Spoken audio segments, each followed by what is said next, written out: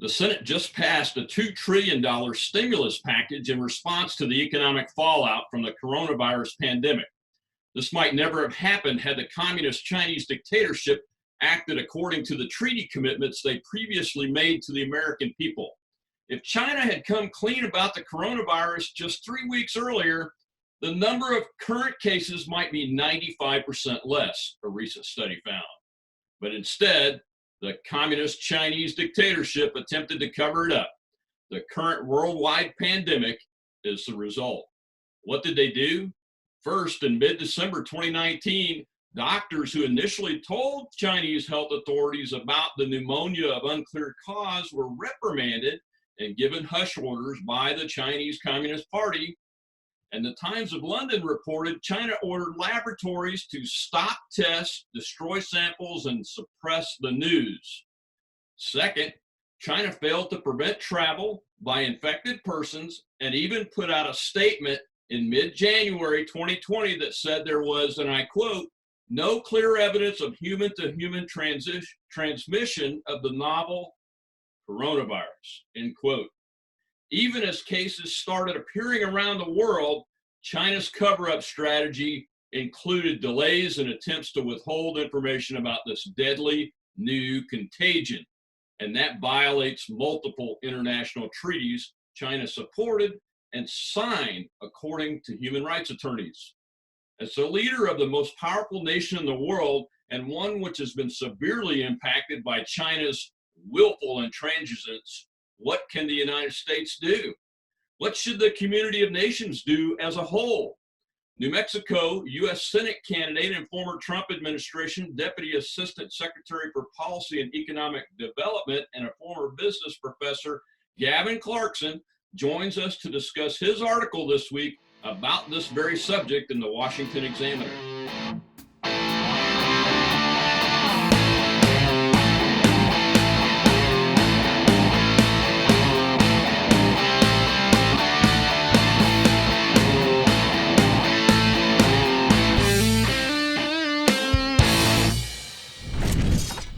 Mr. Clarkson, thank you so much for joining the Rob Maness Show on the latest quarantine life day here at the end of March 2020. We appreciate you. And first of all, tell us how you and your family are holding up under the circumstances. Well, it is a bit of a challenge. My wife is here with me in the tiny house, all 225 square feet of it. We here in Las Cruces, we figured it looks like the virus is less problematic out in the Southwest. So staying here down in Las Cruces probably makes the most sense. Up north in Albuquerque and Santa Fe, they're having a little bit more of a challenge. So we're hanging out down here. She's telecommuting into work, although unfortunately most of what she does is elective medical procedures. So she's actually closing down her practice for 6 weeks until it can reopen. So she's dealing with that right now. It's a challenge, but it's something that, there's a lot of folks in the country that are a lot worse shape than we are. We're hanging in here. Yeah, what's the status of the latest numbers in New Mexico? Any idea what's going on?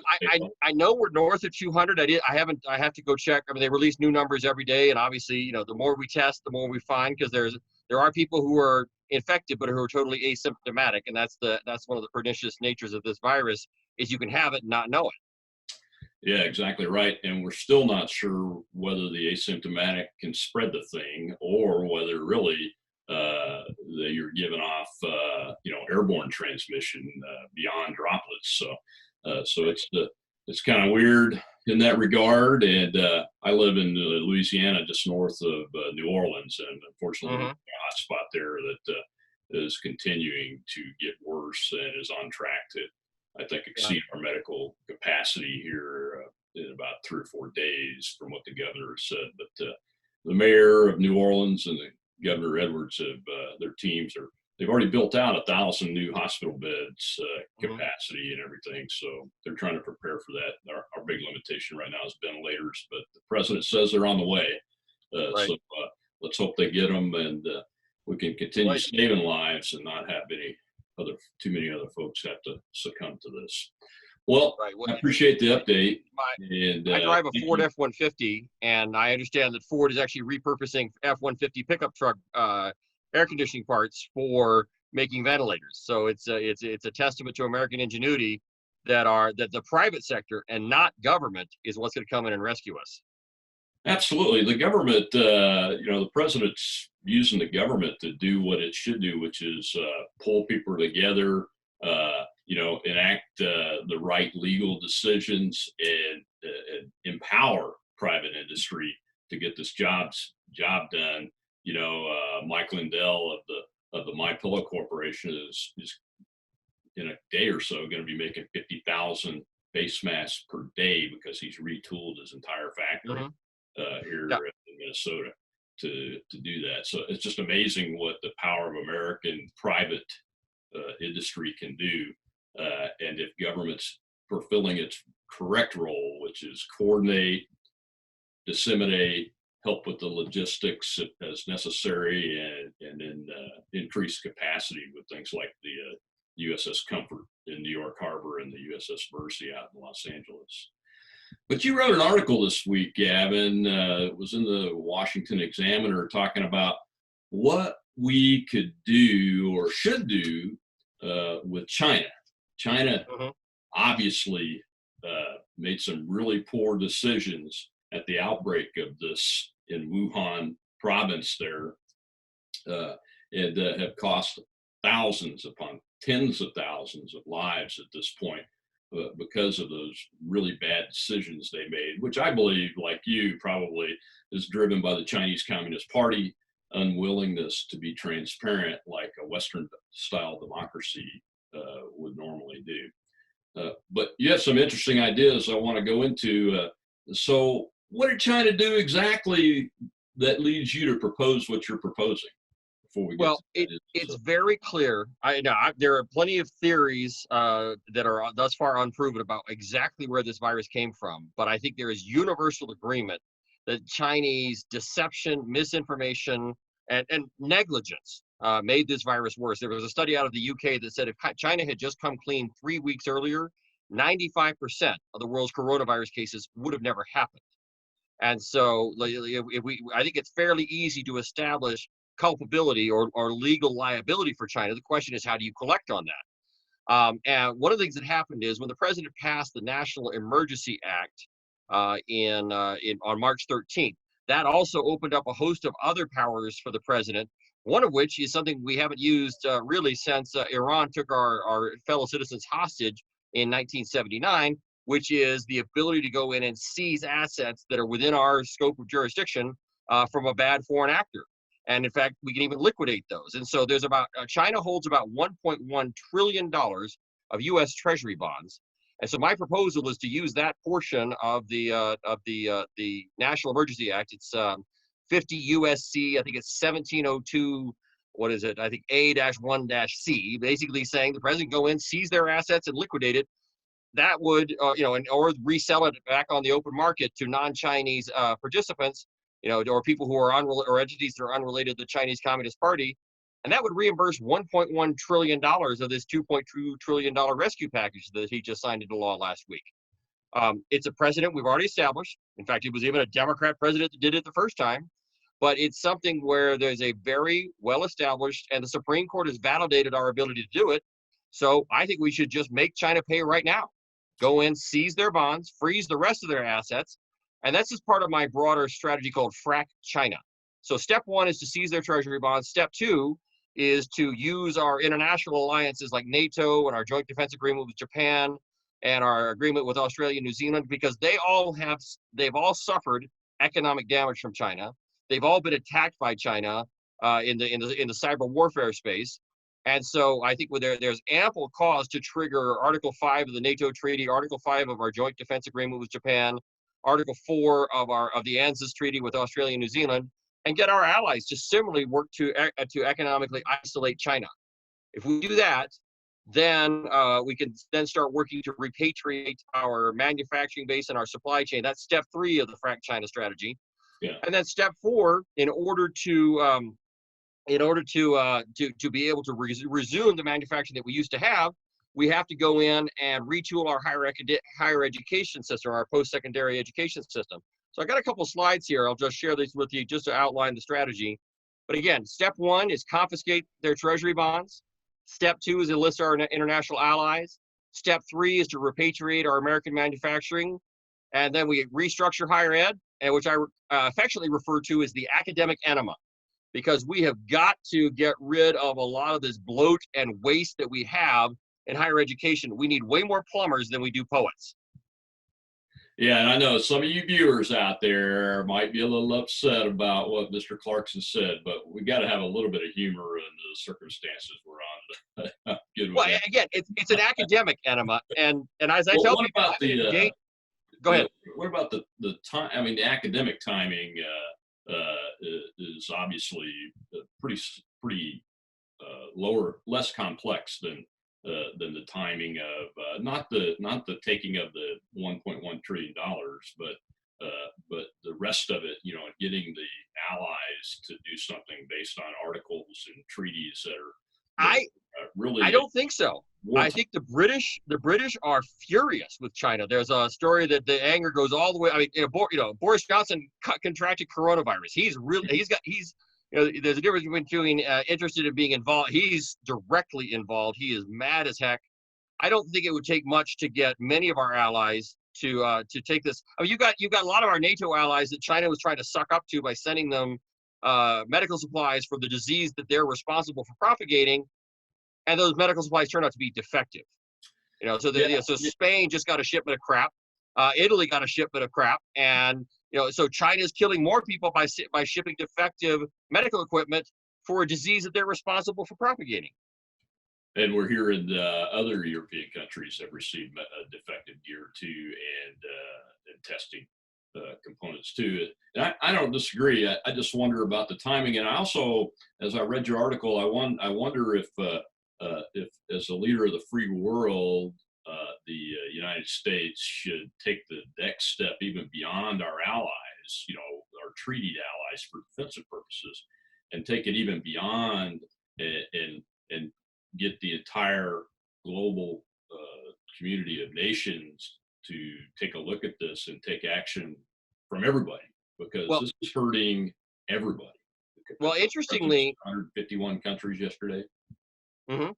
Well, interestingly, if we invoke Article 5, the last time we did that was with NATO was after the 9/11 attacks. Yeah. And this certainly has the potential to be as economically devastating as the 9/11 attacks.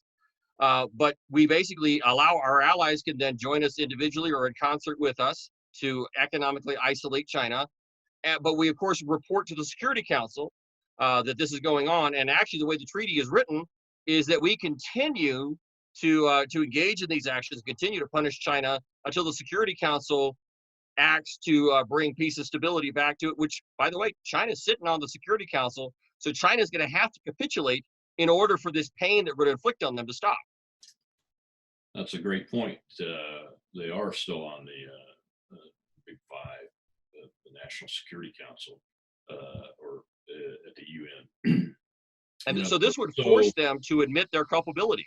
Or they would at least, at best, they would have to abstain, and hopefully they would admit that yes, it's our fault, and we can then actually have our CDC investigators go over there and actually find out how this really happened. Did this come out of the Wuhan Virology Institute, or was it just a freak accident because they're eating too many bats and having those bats bleed all over the pangolins? Yeah, it's an interesting prospect. I would like to see definite accountability on the country and some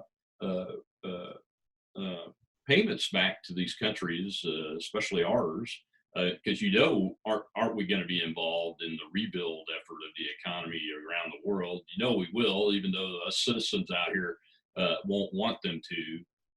Our folks will, just like we sent thousands of medical gear apparently to China when they were dealing with the height of the pandemic, according to their numbers, and we're not getting any of those back. Colonel, one of the things I want to point out to people is how much China has been economically abusing the developing world around the world. Their One Belt, One Road strategy, where basically they come in, they give sweetheart deals in terms of lending to developing countries, and then when those countries default, then they seize the ports as collateral. And so China has a number of strategic seaports. They've turned some of them into dual use for their Chinese naval deployments. I think that there's going to be plenty of opportunity for something like a NATO ally like Greece, for example.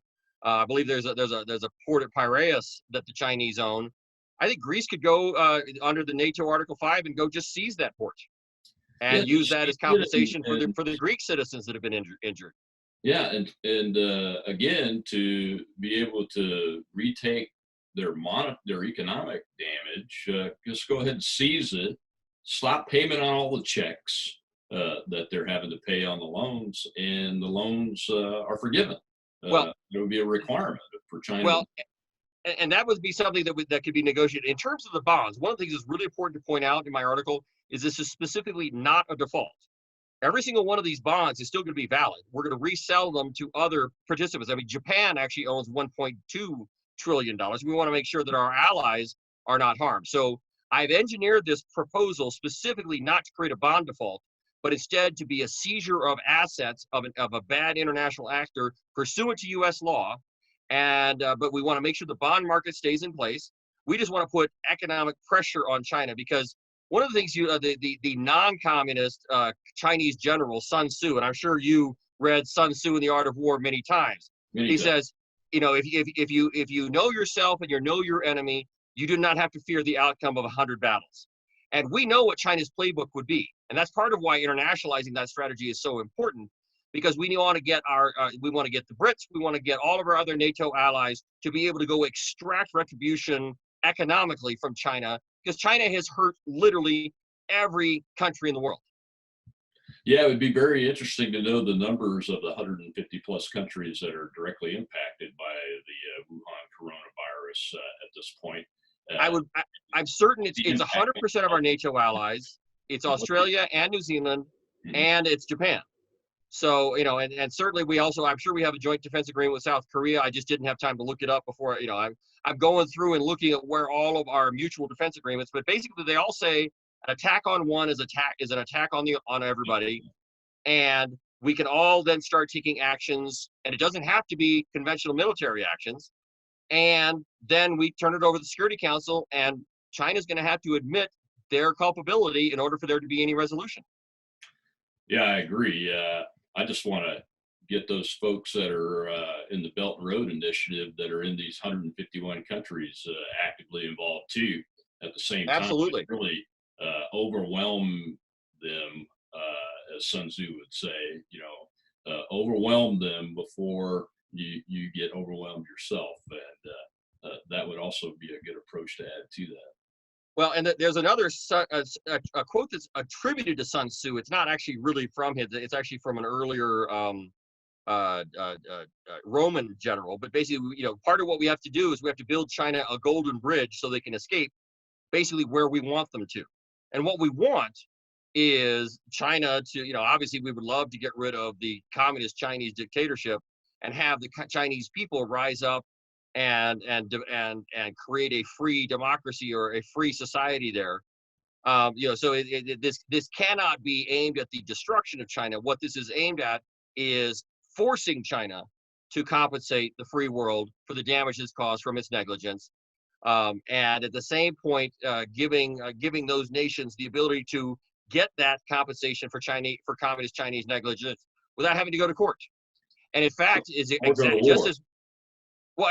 And you and I are both old enough to be. We're both old enough to be Cold Warriors. I remember my mom identified China as a long-term strategic nuclear threat when she was working at the DIA in 1962. My father was the senior nuclear targeting strategist at NATO, and my mom was writing a brief on Chinese nuclear capability. So my parents' first date was a discussion of centrifuges and uranium hexafluoride, which explains a lot about me as a small child. But I learned about strategic nuclear deterrence at the dinner table.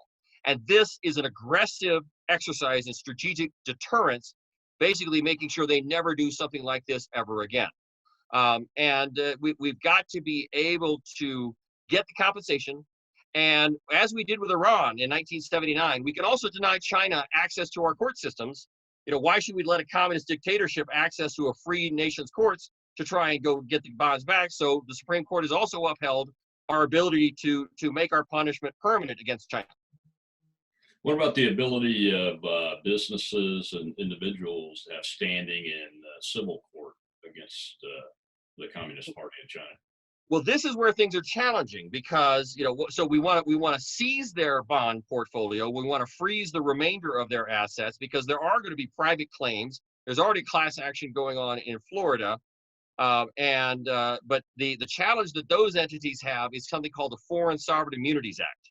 And the strategy I'm implementing totally bypasses the Foreign Sovereign Immunities Act because it's not a private cause of action in a U.S. court. It is executive action pursuant to the National Emergencies Act, and Congress has already authorized that action. Wow, that's fantastic news. Well, this sounds like a solid plan. There's some risk. I don't think we definitely want to go to a shooting war with anybody over this. I like the idea that you provide the golden bridge because nobody's really after the Chinese government or whatever.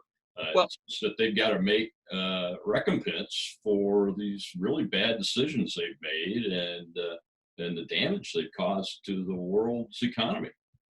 Well, and I think the Chinese people are also, despite China's crackdown on social media, there's a lot more awareness in China about the Communist Party's culpability in all this.